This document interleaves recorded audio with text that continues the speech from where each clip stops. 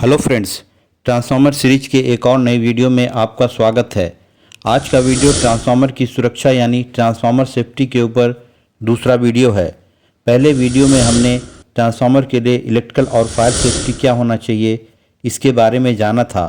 इसके अलावा ट्रांसफार्मर के लिए और भी सेफ्टी होती हैं जिनको फॉलो करके ट्रांसफार्मर को स्मूथली ऑपरेशन में लिया जाता है, जिनको आज के इस वीडियो में हम जानेंगे।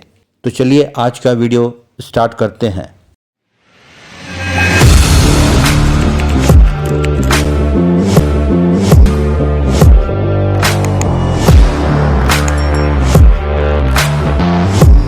ट्रांसफार्मर की thermal safety. Mainly thermal safety means to prevent transformer from overheating and managing heat dissipation effectively.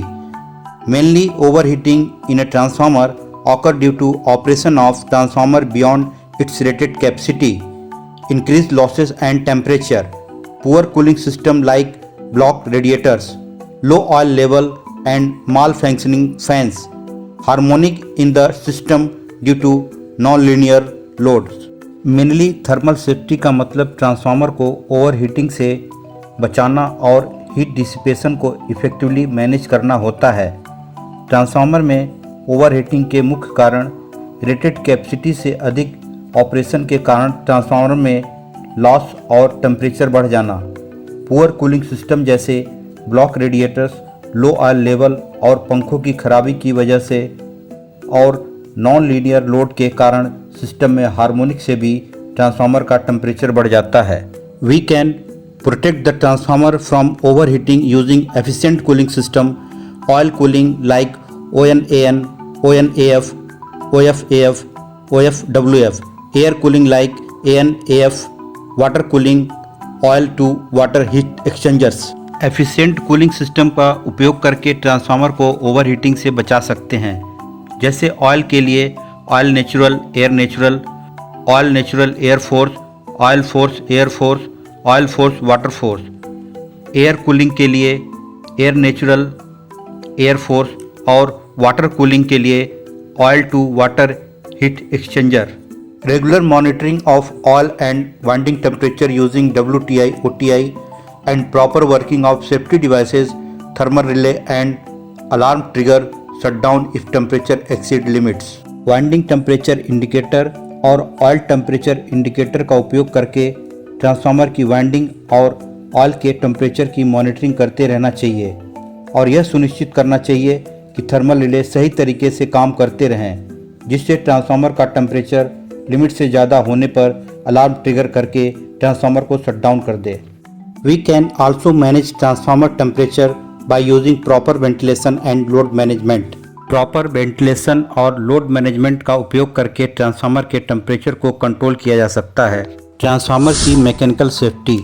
Mechanical safety of transformer means structural stability and safe handling. Transformer की मैकेनिकल सेफ्टी का अर्थ structural stability और safe handling से है। To avoid structural hazard, transformer required stable foundation and appropriate clearance. Transformer के foundation को मजबूत बनाना चाहिए ताकि ऑपरेशन के समय हमिंग वाइब्रेशन को सहन कर सके, और इनके बीच एप्रोप्रिएट क्लियरेंस को भी मेंटेन करना चाहिए जिससे स्ट्रक्चरल खतरों से बचा जा सके। Using suitable lifting and handling method prevent transformer damage during transportation and installation.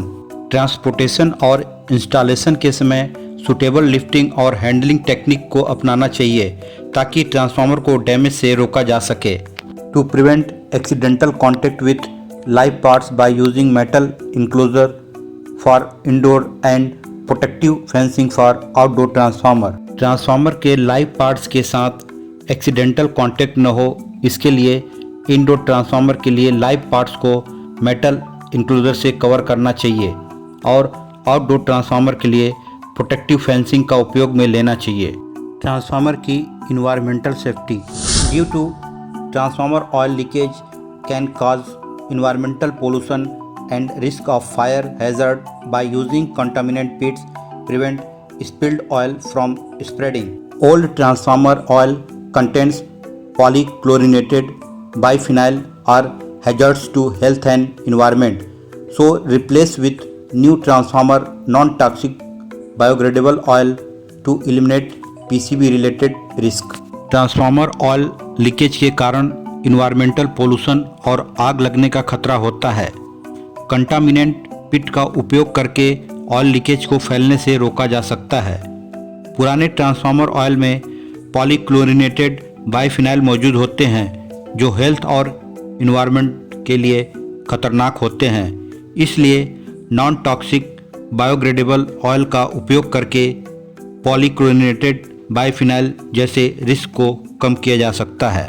Transformer की operational safety. To avoid transformer failure, routine inspection and testing is must, like dissolved gas analysis, insulation resistance and thermographic scanning help to identify early warning sign।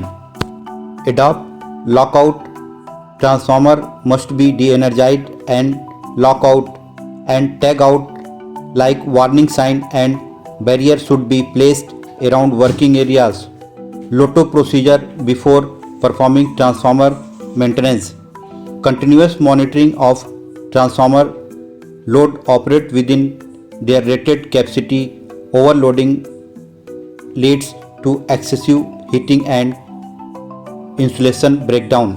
Transformer को failure से बचाने के लिए routine inspection और testing जैसे dissolved gas analysis, insulation resistance और thermographic scanning आवश्यक है, जिससे शुरू में ही वार्निंग साइन को आइडेंटिफाई किया जा सके। ट्रांसफार्मर को मेंटेनेंस करने के लिए लोटो यानी लॉकआउट और टैग आउट प्रोसीजर को अडॉप्ट करना चाहिए। लॉकआउट यानी ट्रांसफार्मर का ब्रेकर ऑफ करके डी एनर्जाइज करना और उसमें ताला लगाना।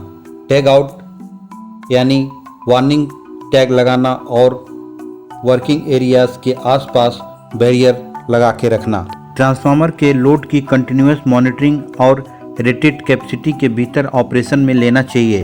ओवरलोडिंग ट्रांसफार्मर में एक्सेसिव हीटिंग और इंसुलेशन ब्रेकडाउन का कारण बनता है। Human safety and training. Worker should wear personal protective equipments like insulated gloves, arc flash suits, safety boots and face shield when working near transformer. To prevent accidents, worker should be trained on operation maintenance of transformer and emergency response procedure like handling transformer, fire and oil leaks।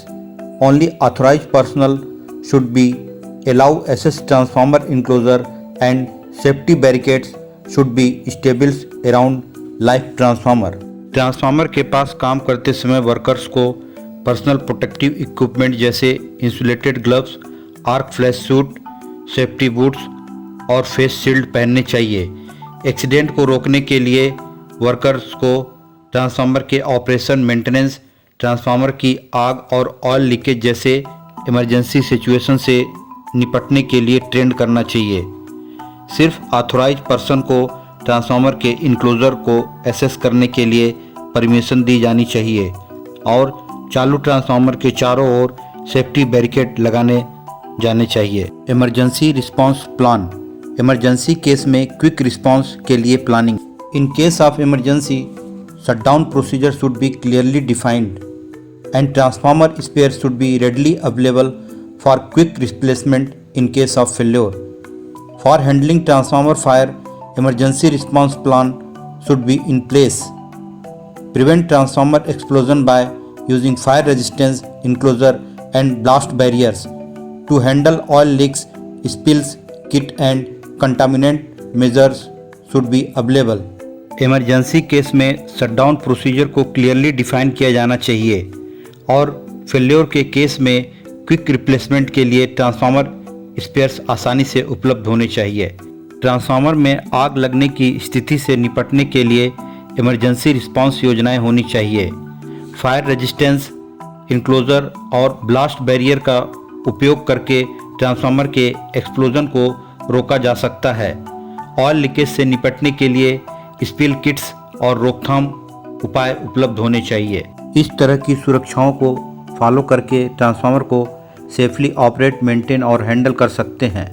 Friends, आज के video में बस इतना ही।